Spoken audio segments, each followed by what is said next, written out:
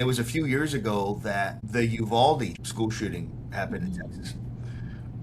And my mom, who lives and works in San Antonio, was teaching school at the time. This is something I've always been concerned about. And my mom, where she was in her career and her age, I had a conversation with her about what she would do in that situation. And she didn't want to really talk about it a whole bunch, but she said something that was the initiator for this whole idea. She said, if I actually came face to face with a shooter.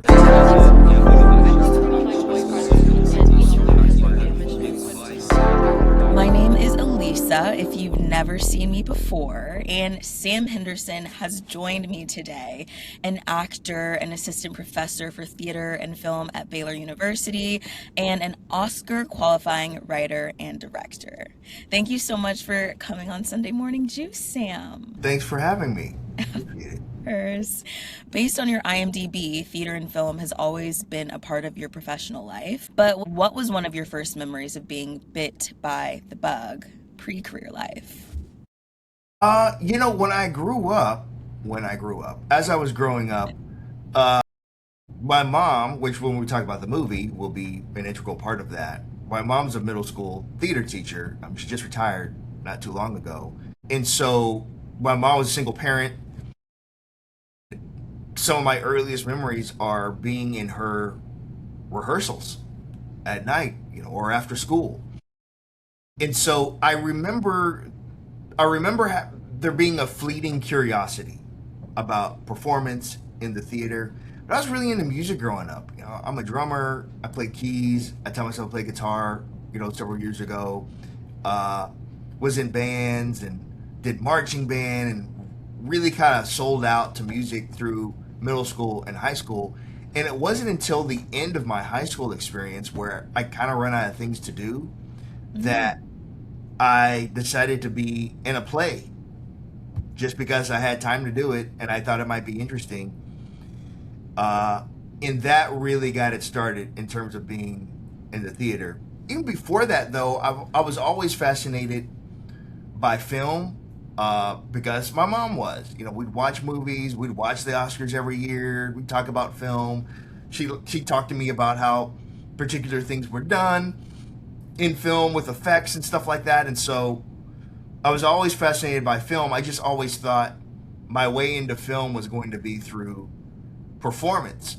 And so even through college, I was a theater major, I was studying performance and went to grad school for performance. I always thought I was going to end up marrying my love of the theater, the performance aspects of the theater with filmmaking, with being in films, being in front of the camera.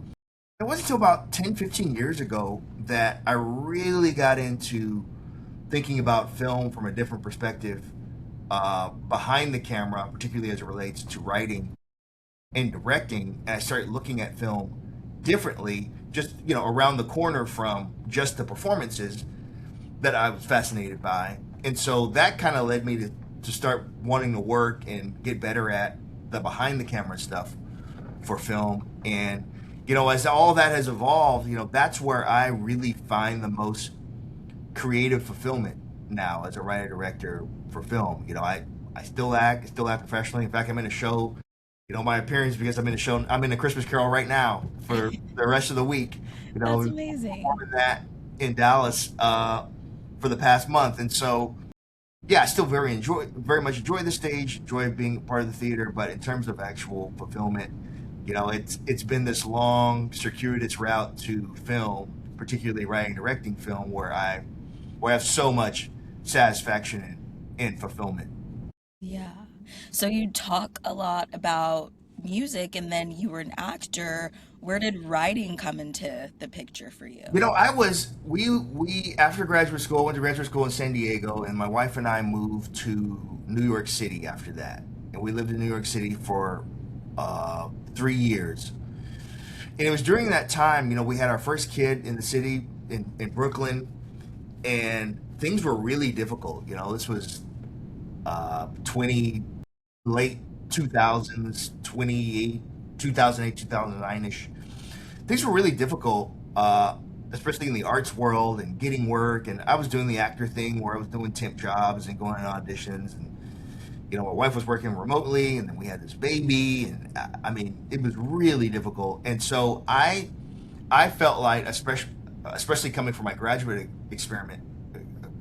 school experience from acting, I felt like I had all this creative energy that I wasn't getting permission to use. I didn't have anywhere to put it, if you will. And so as I was watching films and thinking about that and reading plays, I thought, well, what is it I can do creatively outside of just, open mic nights? And, I hopped in with bands when we were in New York, did some gigging, playing drums for a couple of groups or whatever. But it didn't feel like the thing that I'd studied and been a part of was really getting fulfilled. And so I got the thought that, well, you know what? Something that I can do that's highly creative, that doesn't require anybody's permission. It's a solo act, is writing. If I can write, it doesn't even have to see the light of day. But if I could just put my thoughts somewhere, maybe that would kind of scratch this creative itch, this creative energy that I had, that I wasn't really able to place anywhere at the time. And so writing opened up this huge window for me in terms of creative release. And yeah, that's what I tell people now. That's what I tell students now. I said, I mean, even if it's not any good, which, it's debatable if it still is any good, but at least it's something that doesn't require anybody's permission, and something that you get better at in real time just by the nature of doing it. Truly. And it's like, being an actor requires other people. You can only do so many monologues in the mirror, right? It still requires, it's a collaborative thing. Directing, you direct stick figures, but that requires people and collaborators, cinematography. So writing is the thing that I discovered that was the thing that I could do on my own, even, after putting down a screaming baby and, late at night or early in the morning. It was something that I had control over creatively to exercise something that I felt like was inside me. And so that was really the beginnings of it, trying to find a outlet. And it ended up being, if not my favorite, one of my favorite parts of the process even today. I just love writing. One of those weirdos who really loves writing.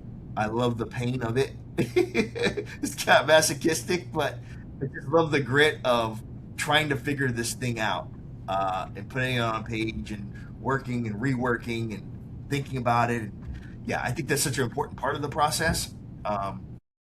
So yeah, really discovered it through writing, really discovered it through, to be quite honest, a certain amount of boredom. And it was transformative, certainly. Really. You're not a weirdo alone. I love writing too. Okay, great. Yeah, we can be co-weirdos. That's great. Yeah. Adu is now Oscar qualified. Congratulations. Thank you. Ado is about Miss Hopkins, a theater teacher rehearsing Much Ado About Nothing with her middle school theater class when it is interrupted by a school shooter. So I can see where a lot of your inspiration comes from. Your Yeah. mom is a middle school theater teacher, and school shootings are a really big issue in America. How did you arrive at this title? Yeah, so Ado, which, so I guess up to this point, it got 4 times Oscar qualified, which is really crazy. Yeah, And amazing. then we ended up on the short list this past week. So now we're in the top 15 films, 5 of which will get nominated. So our fingers are crossed for January 22nd that we've made our way all the way through this year, from the thousands of films that were in festivals to 207 that were on the long list to now 15, which is just really, really crazy, where the journey has taken us. But backing up, so as you know, the in the movie, the students are performing Much Ado About Nothing. Hmm. And I really wanted the title to be a double entendre that, of course, harkened to the play, but also was illustrative of the scenario that occurs in the film. Ado means a lot, or rambunctious, or heightened situation or scenario. And so I think what we're seeing in the film is ado. There's an ado about what's going on in the film, but they're also performing quite literally Shakespeare's play, Much Ado About Nothing. And not to give away too much for people who haven't seen the film, that also is a key part, the play and the ado, uh, as it relates to the exchange between the protagonist and the antagonist in the film. And so I didn't want it I didn't want it to be too mouthy. I didn't want the title to be I didn't want people to see it and think that I was trying to do an adaptation of Much Ado About Nothing, and this was just a reinterpretation of the play. Uh, I wanted to indicate the play, but also indicate the scenario in which the characters were gonna be a part. And then why did you choose this story to tell? Yeah, so it was born out of a conversation with my mom. You said you're heading down to San Antonio soon. You know, I live and work in Waco, and it was a few years ago that the Uvalde shooting in Texas, school shooting, happened in Texas. Um, and my mom, who lives and works in San Antonio, was teaching school at the time, and my family was visiting her over an Easter weekend. And this is something I've always been concerned about, but it's just that's literally hitting pretty close to home. And my mom, where she was in her career and her age, I just kind of thought, boy, this is this is getting too close for comfort. And so I had a conversation with her about what she would do in that situation. Outside the protocols and the things, the structures schools have set up, have had to set up, unfortunately, as a result of this common occurrence. Because I was thinking about my mom in that specific context, and obviously concerned, worried about her. I asked her what she would do, and she didn't want to really talk about it a whole bunch, but she said something that was the initiator for this whole idea. She said, if I actually came face to face with a shooter, with somebody who was in that state, I think the only chance I'd have is if the shooter knew me, Mm. if he remembered me. She goes by Miss B. It's a dedication at the end of the film for Miss B. And she said, I don't think he could hurt Miss B. Like if he actually went to school there and remembered who I was, or if he was in my class or something like that, I think irrespective of which state he was in, I think he'd have a hard time going through with it if he recognized me, if he knew who I was. And when she said that, I just thought, oh my God, I don't, wow, I don't think I've ever seen, this. There's obviously been a lot of iterations of this story. Again, unfortunately, this is something we're continuing to examine through art. We're probably examining it more through art than we are politically. I almost feel like we've given up on it uh, as a country in some ways. But in terms of the artistic representations of this issue, I just hadn't really seen it from this perspective, from the perspective my mom had brought up. And of course, she wasn't thinking about, oh, Sam needs an idea to make a movie or whatever. But her having this candid conversation with me sparked this thing that I thought, man, if we could pull this off, I think this is a perspective that could be pretty affecting, pretty powerful, and ultimately pretty important, because I think the teachers are kind of the people who get lost in this conversation. We've got the government and what we can do statewide, and we've got administrators that we talk about, of course, and rightfully we talk a lot about the kids and what the kids go through. But I feel like it's the teachers who are the ones who are caught in the middle. I think it's the people like my mom who are caught in the middle, where it's why I was asking my mom about it. I know how much my mom's made over the past 40 years. I know what she's been asked to do. I know, she's asked to be somebody's parent 40 hours a day, or somebody's therapist, or somebody's mentor. She's asked to be really good at what she does. For what we pay public school teachers, I mean, we should kind of be embarrassed. And I wanted to represent that, on the micro level. I wanted I wanted to be respectful and honorable to my mother. I wanted to time capsule something that I thought would be meaningful as it relates to how I feel about my mom. But on the macro level, I really wanted to create a statement about teachers in this particular situation and what we've asked them to do collectively as a country. And maybe we should do something different eventually. Yeah. Do you think that conversation ultimately like made you feel a little bit better with your mom about her continuing to go to work? I mean, now she's retired, so that's Yeah, that's a good question. That's a good question. It made me feel better about my relationship with my mom because I felt like I dutifully created something that's representative of how I feel about her and how the students she's encountered feel about her. And I think I've dutifully created something that's representative of teachers like her, which there were many. And that's been one of the most meaningful things about this whole year, traveling all over the world with the film. When teachers or former teachers or all, we are all students. When people have come up to me and say, that character reminds me of somebody who I've encountered, or I feel like I've been that person, that Miss Hopkins is, that your mom is in the film. But yeah, I don't.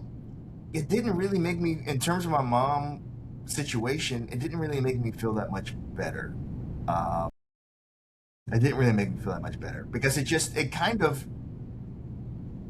it made me zoom out from, as I've been talking about, it made me zoom out from just my mom. And I just thought about all the other people who in real life may be faced with this situation. And yeah, in a lot of ways, it breaks my heart. So yeah, I'm glad she's retired now.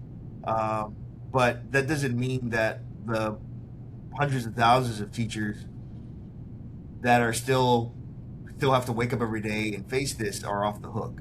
They're not off the hook. Was there a scene or a moment from the film that you loved but you ultimately had to cut? Love might be a bit much. You know, you talk about me being an actor. My training is all in classical acting. So the Shakespeare part of it is the part that's more me than my mom. I don't even know if my mom's even done a Shakespeare play with her middle schoolers. But that's something I want to institute because that was something that was very meaningful to my experience and something that I thought was conducive to the scenario. And it's the greatest stuff ever written in this public domain. So it's gonna make your script better if you can put in some Shakespeare because he's the goat. Yeah, I so there an earlier version of the film had the students in the film speaking more Shakespeare. They did an earlier version of the film. They do a longer, more robust section of that act in the film, and it was at the beginning of the film. And as we got later into the editing process, we kind of discovered that it was too much. Uh, it was kind of it took too long to get into the story to get to Miss Hopkins, so we cut out uh, quite a bit of Shakespeare at the beginning of the film. So we cut out more than I would prefer. I, of course, I wanted more Shakespeare, but to an editor and I, we both ended up agreeing that it was the best thing to do for the film, uh, to just reduce it to what's there now between a couple of students. It was funny too when the other kids who were in the film finally saw the final cut of the film. They were so disappointed because they had spent so much work learning all this Shakespeare, memorizing all this Shakespeare, and then it just got cut. It's like, that's movies. I'm sorry. Yeah, It doesn't always go in there. true. But yeah, that's really the only thing of consequence that got cut. Just about every word in the script appears, and yeah, we didn't have to cut out too much, and so that was that was helpful in being. Yeah, that's good. I felt like I really got to see Miss Hopkins' relationship with the kids and Yeah, even the one who was a former student. yeah, You know, I felt like I knew her enough to understand that connection. Good, good. Yeah, That means we did our job. totally, totally. Now that the film is connecting with audiences and industry, what's the conversation or reaction that you're hearing that surprises you the most? That's a good question.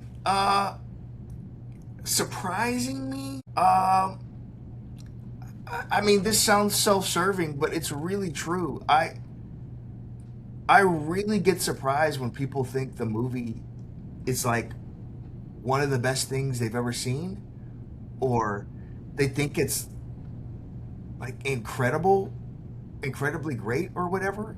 And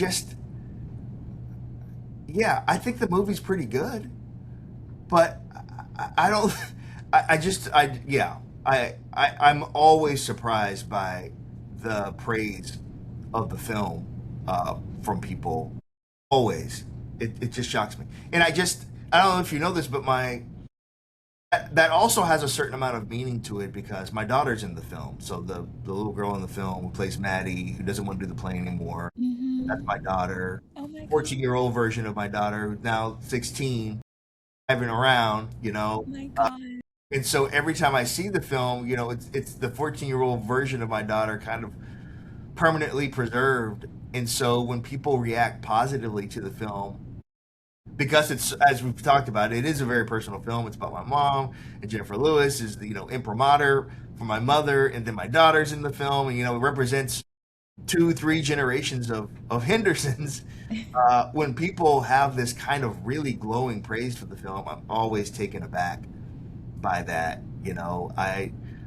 I did not make this film for praise or Oscars or whatever. I really just wanted to be faithful and authentic to my mother and her experience, and the experiences that I've had as a professor and a father. And you know, I'm always surprised by how it affects, by the things people have said about it, to its glory. And so, yeah, that has never ceased to be surprising to me, how people are emotionally affected by the film.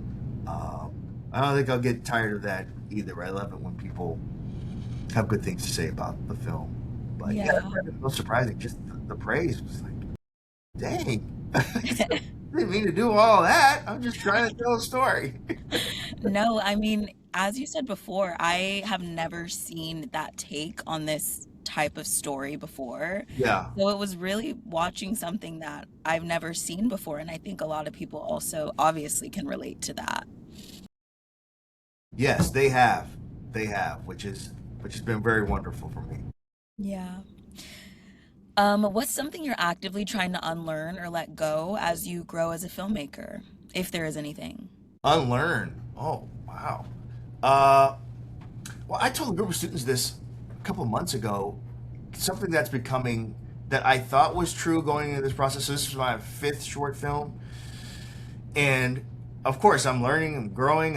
One of these days, hopefully, be really maybe great at it. But one thing that I'm learning that I want to hold on to that might not have been as true earlier when I was making films, 10, 15 years ago, is that I truly have to keep holding on to this belief that I have that a film and the filmmaking process will only ultimately be as good as the collaborators you have around you.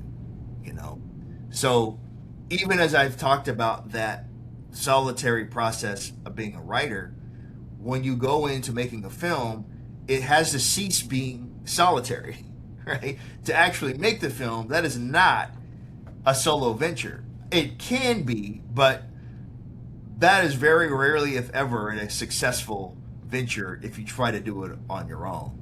And so it's not an advocacy for the more the merrier.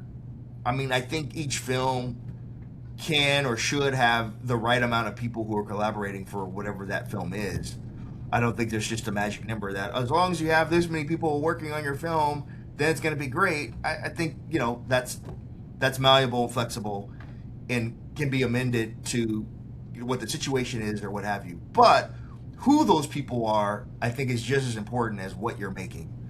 And so sometimes, even when I'm out of the writing process and start sharing with collaborators, there's some things I kind of want to hold on to, which I think as a director, it's important to be not overly set, but confident about what your vision is. But I also think you have to not grip it so tightly that the other collaborators that you're inviting into the process with you can't contribute to what that vision is. And so, yeah, I think as I go through making more films, the grip gets a little looser and a little looser and a little looser. And I think the great lesson for me on the filmmaking end of Ado was, I had a lot of stuff go in terms of the collaboration process, and it turned out okay. And it was really, as I look back, because it's because I had such great people working with me, for me, alongside me, through the whole process, that we really made the film what it is. Even if I was kind of the initiator for the idea or setting the vision, I felt like a lot of people from pre-production all the way through the editing process contributed to what the film is. And so, yeah, that's something I've gotta unlearn the gripping so tightly on something. I was never a my way or the highway person anyway. There are all those kinds of directors that are very dictatorial, and it's this and not that, and you can't change my mind and that kind of thing. So I've never been that, but I'm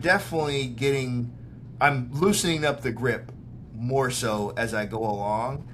And that's really a testament to, I think as I go along, I'm also gaining better, more experienced, more game collaborators that who are allowing me to loosen up the grip. Yeah. So you're like aligning with your people. I think so. I think so. Okay. Yeah, yeah, yeah. I think so. I think that's important for all writers, directors. It's why we see, all the directors we look up to work with the same people. They have the first ADs. They have the same script soups. They have the same editors. They cast the same actors. Once you make a couple of things or have a really great experience working with a group of people, I think you develop this language, this shorthand that you can move into the next project that just makes that next thing that much easier and better and more efficient, because you've established this relationship in this language. And so, yeah, it makes sense. Why a lot of people work with the same people. It's also why it's hard to kind of break in to those groups. They're so kind of set. But hopefully you get in a position of where you can make your own group, and you Yeah. hire your own folks, and you've got your own team. So yeah, yeah, that's what I'm continuing to learn as I go along. Okay. That's good. And if we were meeting like this 1 year from today, what do you hope we're talking about? That's another good question. I've been thinking about this a lot. Uh, what is it? So it's almost Christmas. So Christmas 26. I really, I really want to be in either through or about to be in production for my feature film debut. Okay. I really want to make a feature film next. Not necessarily of a do, although we've been approached from production companies who are interested in a feature length version of this story. But I really want to, like I said, it's my fifth short film. I really want to venture into the feature space. And so, I might not be able to fully go into production for one next year, but I definitely want to be on the road to making my first feature film by this time next year at a minimum, if not already, you know, having some production pieces done by this time next year. I really, really, really, really want to make a feature next. But I just, in the spirit of what I just talked about, I really also want to be open to other opportunities or whichever opportunities that this short film. What if I come up with another idea like this one or something happens? Should I say no to that? I don't. Maybe not. And that's something I probably could put together next year if it's a short. So I also want to be, I really want to make a feature next, but I also want to be open to any opportunities that come my way, and be receptive to that and at least investigate what that opportunity is instead of just a flat out no. You know? So yeah, hopefully this time next year it's about something else that I've created or on my way to creating. Okay, something new, but you're like, you have faith that it'll go in the right direction. Yes, yeah, yeah, I do. Love. Sam, thank you so much for chatting with me. This has been amazing. Oh, you're welcome. Thanks again for taking the time to have me. It was a lot of fun. My pleasure. We are fingers crossed for January 22nd. Yes, 22nd or 26th? 22nd. Okay, I am gonna keep my eyes on that Instagram. All right, please do. Oh, and how can the people find you? Yeah, so ado underscore short film on Instagram. We're updating everything that's going on with the film on that on Instagram. If we get distributed, which we're talking to distributors, that might happen over the course of the next month. That will be posted on there. And yes, of course, we're still continuing our campaign. Obviously, things are a little slow this week because it's holiday week and through New Year's, but we'll be posting more and talking more about the film and, you know, our hopes for the future starting next week with some ads and stuff like that. So yes, please follow along with this journey and dream along with us. Heck yeah, I will put the Instagram on the screen and also Okay, in the article below this. great. Happy holidays. Yes, to Thank you you as so well. much Safe for chatting. travels. Thank you. I